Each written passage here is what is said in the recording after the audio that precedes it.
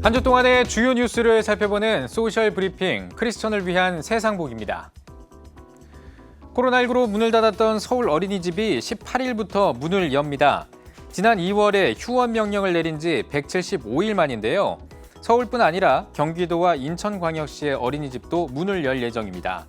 서울시는 휴원을 해제함과 동시에 특별활동이나 외부인 출입 금지 등 새로운 지침을 마련하고 방역 지침 준수 여부를 각 구청과 합동으로 점검할 방침입니다.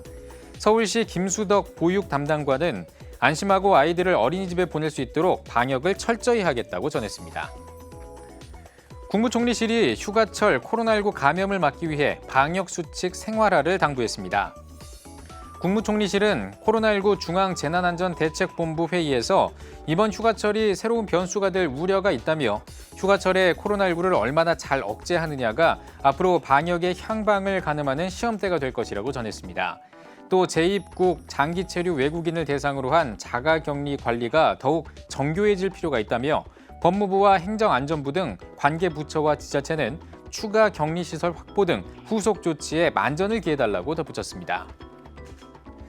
정부와 여당의 연이은 부동산 정책으로 임대인과 세입자의 갈등을 우려하는 목소리가 높아지고 있습니다. 일각에서는 부동산 투기를 억제하기 위한 법이 오히려 집 없는 서민들의 고통을 더욱 가중시키고 있다는 지적이 나오고 있는데요. 이들은 거대 여당의 밀어붙이기식 정책보다는 국민 모두가 동의할 수 있는 실효성 있는 정책을 주문했습니다. 세금으로 집값을 잡아보겠다는 정부 정책이 안 그래도 코로나로 어려운 시국에 세입자와 임대인 간의 편 가르기만 야기하는 것은 아닌지 우려의 목소리가 커지고 있습니다. 중부지방의 장마가 8월 중순까지 이어질 것으로 보입니다. 당초 7월 말쯤 끝날 것으로 관측됐던 장마는 기간이 길어지고 강도도 세지면서 곳곳에 피해가 잇따르고 있는데요. 장마가 길어지고 있는 가장 큰 원인은 바로 시베리아 지역의 이상 고온 현상 때문인 것으로 전해지고 있습니다.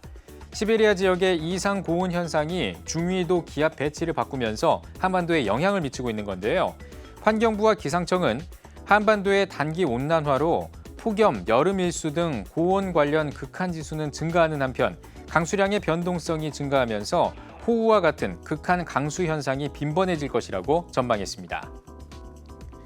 일본 오키나와에서 코로나19 확진자가 급증하면서 의료 대란이 일어나고 있습니다.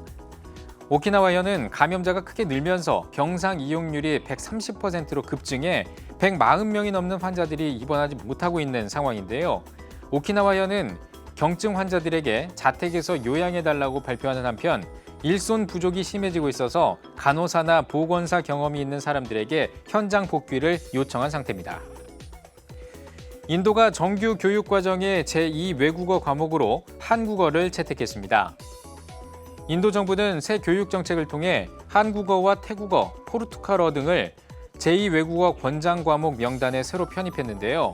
한국어를 선택하는 학생들이 많아질 경우 한국어가 인도 수학능력시험 과목에도 포함될 수 있을 것으로 보입니다.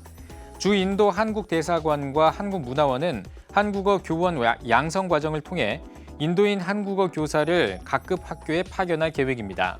한편 접경지대에서 중국과의 충돌로 반중 정서가 고조됨에 따라 중국어는 제2 외국어 권장 과목 명단에서 제외됐습니다.